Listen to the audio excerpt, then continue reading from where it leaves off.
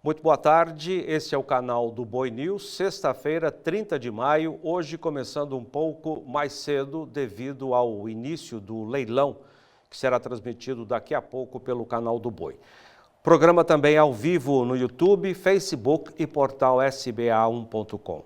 A semana termina ainda repercutindo o anúncio da conquista ontem na França do Brasil como área livre de febre aftosa sem vacinação. De Brasília, as informações de Flávia Rabelo. O Brasil foi oficialmente reconhecido nesta quinta-feira, na França, ao receber o certificado de zona livre de febre aftosa sem vacinação durante a Assembleia Geral da Organização Mundial de Saúde Animal. O certificado foi entregue ao diretor de Defesa Animal do Ministério da Agricultura e Pecuária e a delegação brasileira contou com cerca de 90 membros, incluindo representantes do MAPA e parlamentares da Frente Parlamentar da Agropecuária. A equipe foi liderada por Marcelo Moura, delegado da área animal do MAPA. Durante a cerimônia, os representantes enfatizaram o papel do Brasil nas discussões técnicas, destacando os avanços no serviço veterinário oficial e a descontinuação gradual da vacinação contra a febre aftosa. De Brasília, Flávia Rabelo. Os desembolsos de crédito rural recuaram no estado de São Paulo na safra 24-25. De Araçatuba, detalhes com Gustavo D'Angelo. Nos 10 meses de vigência do Plano Safra 24-25, o estado de São Paulo desembolsou mais de 28 bilhões de reais em crédito rural, valor 19% inferior ao registrado no mesmo período do ciclo anterior. O estado respondeu por 9,4% do total nacional, ficando atrás de Minas Gerais, Rio Grande do Sul e Paraná. A agricultura empresarial, que recebeu 80% dos valores desembolsados, teve queda de 24,6% em relação ao mesmo período do ciclo passado. Em contrapartida, os programas Pronamp e Pronaf registraram crescimento. A maior parcela dos recursos foi destinada ao custeio, seguido por investimento, comercialização e industrialização. Todas essas finalidades apresentaram queda em relação à safra anterior. Entre os programas de investimento, o Moderfrota liderou em volume desembolsado, apesar de leve retração. De Araçatuba, São Paulo, Gustavo D'Angelo.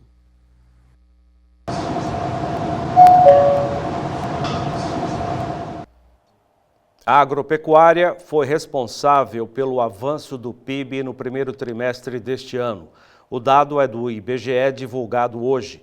O Produto Interno Bruto do país cresceu 1,4% de janeiro a março, na comparação ao trimestre encerrado em dezembro do ano passado. Os valores movimentados chegam a 3 trilhões de reais. Nessa comparação, a agropecuária cresceu 12,2%, apoiada por clima favorável. O setor de serviços cresceu bem menos, 0,3%. Em direção oposta, a indústria apresentou queda de 0,1%, considerada estabilidade. No acumulado dos últimos 4 trimestres, o PIB registrou alta de 3,5%. Ontem, o IBGE divulgou números do mercado de trabalho no país. A taxa de desocupação no período de fevereiro a abril deste ano foi de 6,6%, em estabilidade em relação ao trimestre de novembro de 2024 a janeiro de 2025. O número de trabalhadores com carteira assinada no setor privado atingiu o patamar recorde de quase 40 milhões de empregados. O prazo para a entrega da declaração do imposto de renda termina hoje, 1 minuto antes da meia-noite. A Receita Federal já iniciou a liberação da restituição deste ano no valor de 11 bilhões de reais. E a partir de hoje, aposentados e pensionistas do INSS podem procurar agências dos Correios para consultar e contestar descontos indevidos em seus benefícios após operações ilegais de entidades associativas. Os Correios são uma opção de apoio aos beneficiários. São mais de 5.000 agências habilitadas em todos os estados brasileiros.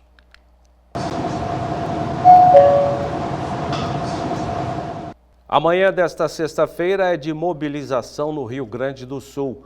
Agricultores estão nas rodovias gaúchas reivindicando avanço no projeto da Lei de Securitização, que pode beneficiar com a prorrogação das dívidas dos produtores que foram atingidos por tragédias climáticas no estado. De Cruz Alta, as informações de Paulo Andrei. Paulo. E acontece nesse exato momento, na sexta-feira, aqui no trevo de acesso ao município de Cruz Alta, mais uma paralisação que busca a visibilidade do produtor gaúcho junto ao governo federal. O pedido de securitização e a resolução que foi lançada no dia de ontem não agradou todos os produtores. Nós conversamos diretamente com quem participa desse protesto para saber quais as reivindicações e quais trabalhos o governo federal precisa fazer para atender cada uma dessas demandas. E ontem a tão esperada resolução do Conselho Monetário Nacional, feita pelo governo federal, infelizmente veio muito aquém do que nós esperávamos. É uma solução que não resolve os problemas dos agricultores, não soluciona os reais problemas do endividamento e não é o que nós queríamos. É uma solução, primeira parte, o prazo de 3 anos. Foi prometido 4, foi dado só 3. Tem vários produtores, dependendo do tipo do financiamento, que estão fora. Então não é isso que nós queremos. Nós queríamos uma medida que amenizasse o problema durante alguns anos, para que nesse período nós conseguíssemos fazer a tão esperada securitização. As medidas assim, falhas, não atende a classe. Pode atender uma minoria, mas a classe não vai se dispersar. Da região do senhor ali, Pejuçara, como foi organizado para a participação aqui em Cruz Alta? São outros municípios que estão participando? Como foi organizado isso? Pejuçara, aqui Cruz Alta, pertence à Regional 3, que são 13 sindicatos. Então esses 13 sindicatos se uniu a um centro maior. Pejuçara é uma cidade pequena, então se uniu os movimentos, sabe? E uns participam aqui em Cruz Alta, outros em Panambi, Condor, outros em Palmeira, que é da mesma regional. Se centrou o pessoal para ser um movimento assim mais volumoso. E caso não sejamos atendidos ou reconhecidos nessa demanda, as manifestações vão seguir continuando, que nem aconteceram nas últimas semanas? As manifestações não param, porque nós estamos diante de um problema sem solução. Nós temos dívidas, estão tomando as nossas terras, os bancos, e nós não temos como pagar. E como é que nós vamos plantar as próximas safras? Sem CPF, sem recurso, sem financiamento das lavouras. Então, nós temos que pelear, não tem outra saída. Todas as movimentações aqui de Cruz Alta e região e de todo o Rio Grande do Sul você confere na nossa programação. De Cruz Alta, no Rio Grande do Sul, Paulo Andrei.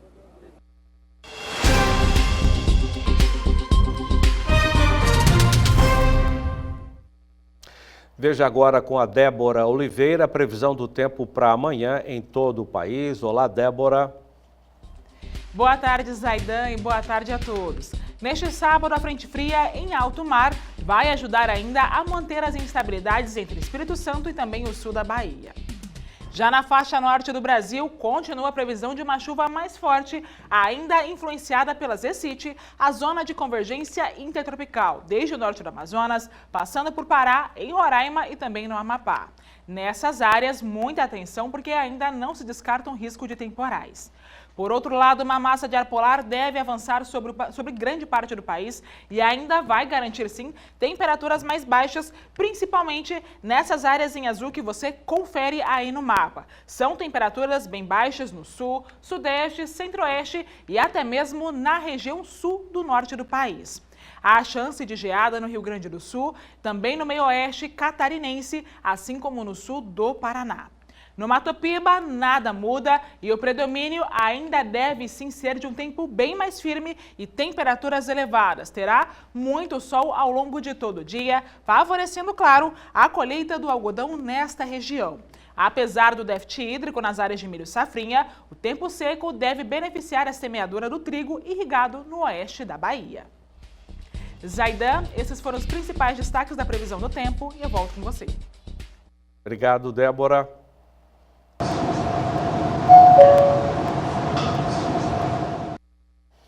A Associação Sul-Mato-Grossense de Suinocultores foi credenciada para validar e verificar se a atividade dos produtores do estado seguem requisitos estabelecidos no protocolo Leitão Vida, de boas práticas que incluem produção sustentável, bem-estar animal e rastreabilidade. A autorização veio da Secretaria de Meio Ambiente, Desenvolvimento, Ciência, Tecnologia e Inovação de Mato Grosso do Sul. O Brasil concluiu nesta semana 10 negociações na área agrícola com 6 parceiros comerciais: Bahamas, Camarões, Coreia do Sul, Costa Rica, Japão e Peru. Segundo nota do Ministério da Agricultura, são parcerias comerciais envolvendo carnes bovina, suína e de aves e seus derivados. Os acordos também contemplam a venda de material genético de bovino e de aves, óleo de peixe e etanol de milho. Os preços do boi gordo em Mato Grosso, estado que detém o maior rebanho do Brasil, estão próximos dos de São Paulo, informou ontem o CPEA, Centro de Estudos da Exalc da USP. A diferença da cotação da arroba entre os dois estados está em tendência de queda desde o final de 2022. Mas neste mês, agora em maio, os preços médios em Mato Grosso estão acima nessa comparação, na casa de R$ 12 a mais por arroba. Há um ano, segundo o CPEA, o cenário era o contrário. O preço em São Paulo estava cerca de R$ 20 acima do visto na Praça Mato Grossense.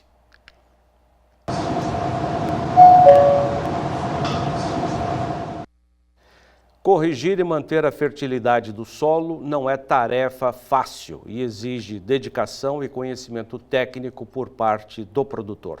Somente um solo saudável e equilibrado é capaz de nutrir as plantas e garantir boa produtividade. Esse tema foi abordado por Mauro Andrade. Nós vamos falar sobre o manejo correto para manter boas fertilidades do solo, que é a base para boas produtividades. Eu estou com o professor Telmo Amado, da Universidade Federal de Santa Maria, e vamos saber quais são as recomendações técnicas. Professor Telmo, satisfação mais uma vez. O que a pesquisa está recomendando para os produtores manter uma boa fertilidade do solo? Muito bem, Mauro, satisfação em revê-lo, amigos do canal do Boi.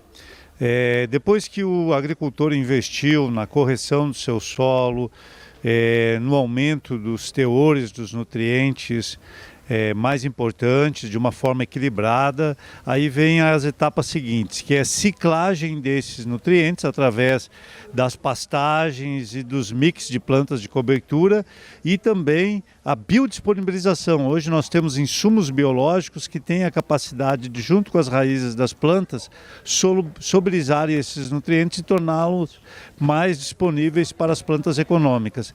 Então essas medidas elas complementam aquele investimento que o agricultor fez em fertilidade do solo.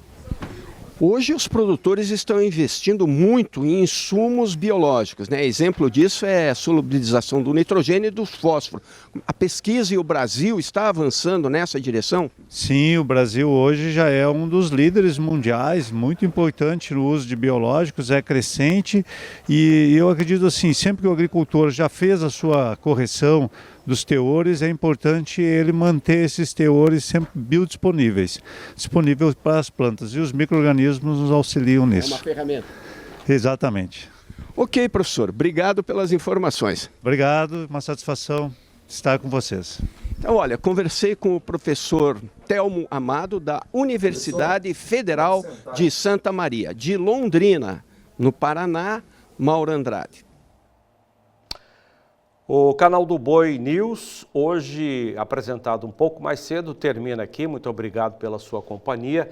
E nós já demos a explicação, é que começa daqui a pouco o leilão de touros Nelore Shape de duas das principais marcas do Nelore Shape do país, Parme Agropecuária e Três Barras. Esse leilão será transmitido de forma presencial no recinto da Leilosul, em Bataguaçu, interior de Mato Grosso do Sul.